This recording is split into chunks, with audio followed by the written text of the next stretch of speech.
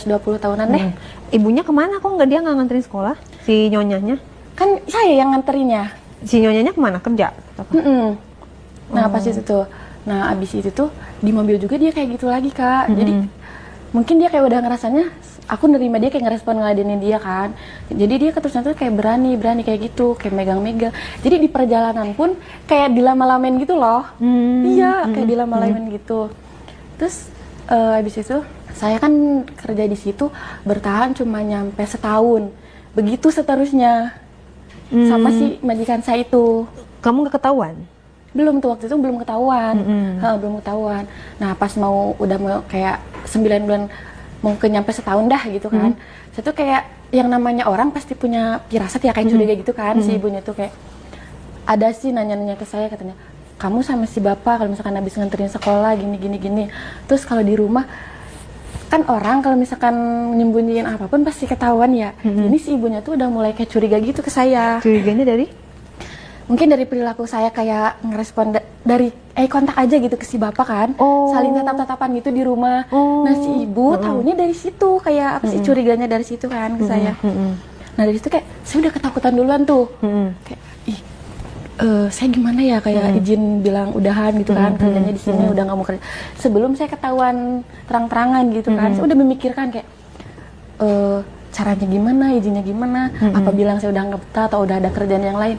Nah nyampe di situ waktu 1 tahun, nyampe 1 tahun tuh, saya bilang apa ke si ibunya itu, Bu, saya mau ini apa, mau udahan kerja gitu kan. Kamunya resign? Iya, karena udah ke Parno duluan, ketakutan duluan. Jadi kamu udah salah tingkah? Iya, karena dari si ibunya aja udah beberapa kali negur saya gitu loh.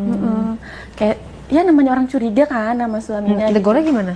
Kayak kamu sama bapak ada hubungan apa gitu. Terus saya bilang enggak Bu, saya di sini kan kerja gitu kan. Lagian bapak juga mungkin kayak memperlakukan saya ya sebagai orang yang kerja di rumah dia aja gitu loh. Enggak gimana. Oh terus kata dia, awas ya kalau sampai ketahuan kamu ada apa-apa atau macam-macam sama suami saya nggak akan tinggal diem gitu kan. Dari situ saya kayak nggak bisa tidur tuh di rumah dia tuh, kayak nggak bisa tidur. Kepikiran? Iya, jadi nggak tenang gitu loh, nggak tenang. Nah pas setahun itu saya resign Kak, udah. Jadi, nah pas saya resign itu kan nggak gimana-gimana dong, saya resign di situ tuh kayak secara baik-baik aja saya mengundurkan diri. Nggak lama dari situ ada tuh pengalaman lagi. Lu kamu pernah main di mana aja waktu sama si bapak itu? Di rumah nggak pernah? Di rumah itu. Yang di kamar? Kadang kamar mandi juga. Kamar mandi? Iya. Emang di rumahnya nggak ada CCTV? Nggak ada Kak. Gimana tuh awal mulanya kok bisa dari kamar ke kamar mandi? Ceritanya gimana? Nah kalau di kamar mandi ini kalau misalkan saya lagi apa sih, kalau abis bikinin dia kopi kayak minum gitu, kayak teh gitu kan, sebenarnya dia lagi nonton minta ke saya kayak bikinin teh atau kopi. Nah dari situ kalau misalkan si ibunya lagi nggak ada. Nah kalau di luar kayak di mobil, kayak bukan sengaja keluar kayak abis nganterin anaknya atau gimana gitu loh.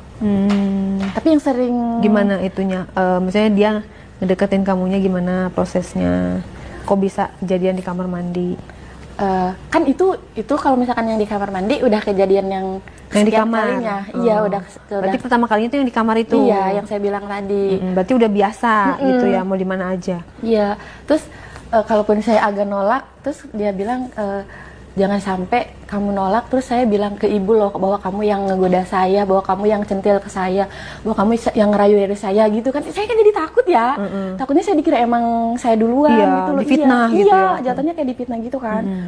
Nah dari situ kayak yaudah, jadi saya tuh nurut gitu loh ke dia, tuh nurut. Pokoknya setiap dia ngajakin saya kayak gitu, dia pegang-pegang, saya diem aja gitu loh. Nggak pernah kayak ngehindarin dari dia, nggak pernah, nurut aja gitu. Pas diancam dari situ.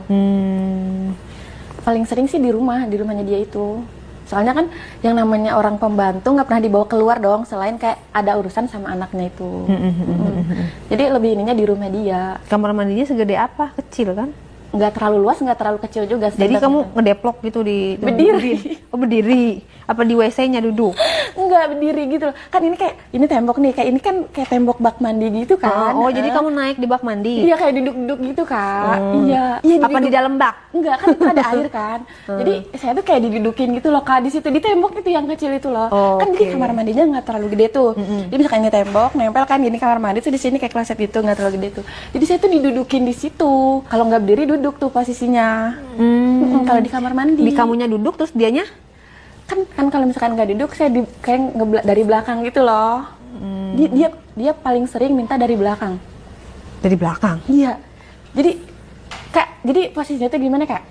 Jadi saya tuh kayak gimana ya, kayak ke tembok gini loh. Nungging? Iya, dia dari belakang saya, Kak. Oh, tapi bukan dimasukin dari anus? Bukan, posisinya aja gitu yang dari belakang. Sambil mandi atau gimana? Ya mandi kan kalau udah selesainya. Oh, udah selesainya mandi, beres-beres? Iya, baru kan. Enggak, jadi kita juga nggak pernah lama. Terus mandinya bareng? Kadang ada yang enggak, kadang kan dia langsung tiba-tiba ke kamar mandi yang ada di kamar dia sama si ibu itu loh. Kadang saya mandi sendiri gitu loh. Yang namanya apa sih, di rumah pribadi dia takut ada istrinya tiba-tiba pulang gitu loh. Jadi nggak terlalu lama. Panik gitu ya? Nggak terlalu tenang juga gitu loh, nggak enjoy juga gitu mainnya loh. Terus yang aneh-anehnya mainnya di mana lagi selain di kamar mandi? Ya itu kalau misalkan di dapur nih sama di ruang tamu, kalau misalkan si ibu kan misalkan dia nonton nih sendiri kayak gini. Yang aku bilang tadi kayak dia bikinin kopi atau teh, paling kalau di ruang tamu kayak gitu kayak ngeraba-raba aja gitu loh. Abis saya ngasih minum, saya ngasih itu kayak makanan yang dia minta lah. Oh gitu. Terus kalau pas lagi ada si ibunya, masa kamu kayak nggak kaku gitu dong, kikuk gitu dong? Kayak misalnya lagi kayak nyediain makan atau Deg-degan. Iya. Bisa berakting selama setahun ya kamu kurang lebih ya? Kan jadi pas yang saya tenang-tenang itu, si ibu juga belum curiga ke saya. Iya, belum curiga tuh.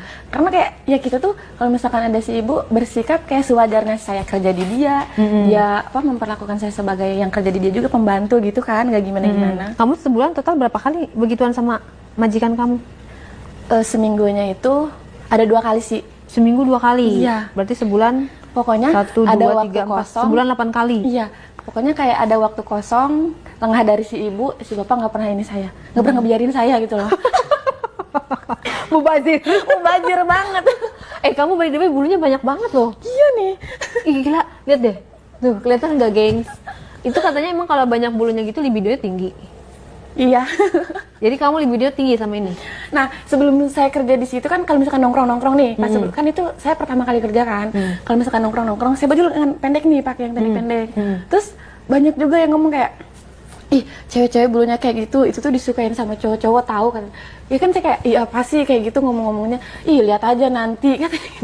Sering banget yang bilang kayak gitu. Tapi kamu merasa beruntung apa kamu risih dengan bulu yang banyak itu? Ada 2 kemungkinan sih. Yang risihnya kalau misalkan orang selalu bilang kayak tadi, kayak ih bulunya sangean ya gitu. Oh, itu risih. Iya, risihnya kayak gitu. Terus kalau kamu merasa beruntung? Ibaratnya gitu, meskipun itu benar gitu, nggak usah lah kayak diomong-omongin terus.